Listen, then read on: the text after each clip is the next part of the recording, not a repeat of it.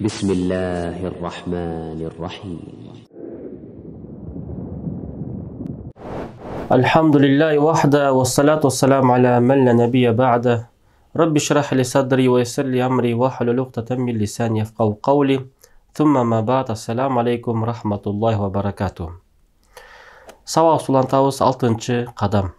6-чы қадам әл-әзан фи удунул маулуд.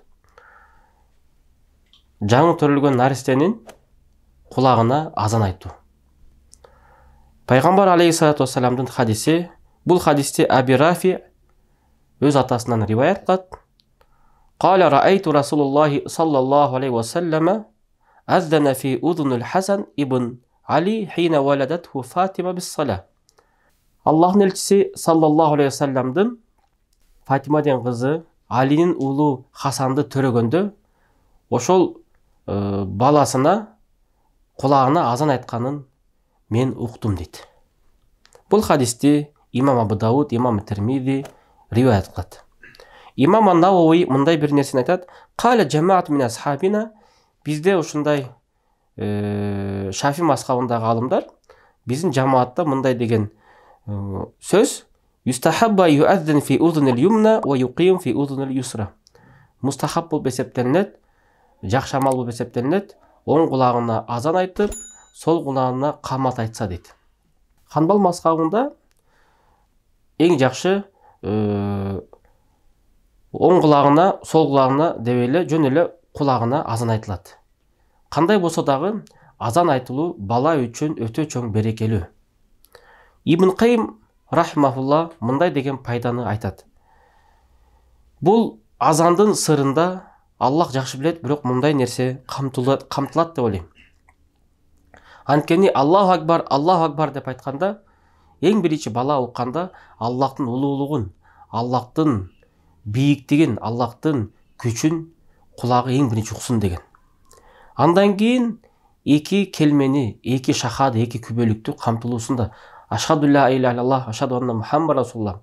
Андан кейін әрбір адам ошол келме менен мұсылман болып, жана ошол келме менен бұл дүниеде бейішке кірүүчү болгондуктан бұл келме, бұл шахада ошол наристеге өтө бир чоң бир таасирин берет.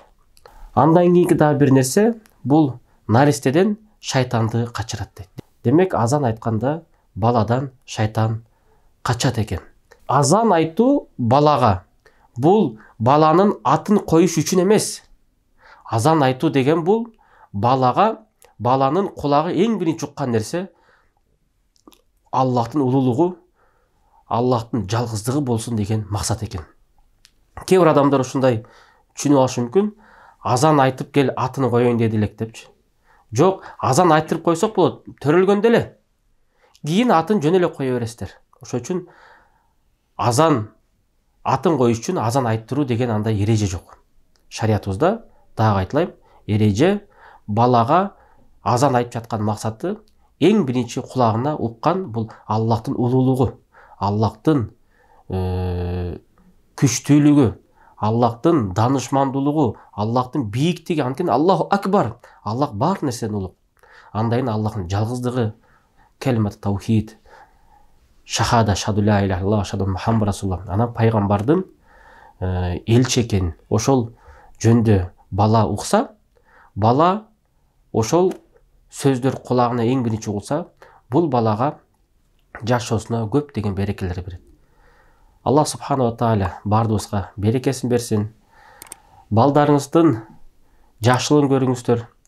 Аллах субхана ва тааля кандай гана амал кылбайлык, ошол амалдарыбызды ихлас менен кылалык. Ошол ихлас менен кылган амалдарыбызды Аллах субхана ва тааля кабыл кылсын. Ассаламу алейкум ва рахматуллахи ва баракатуху.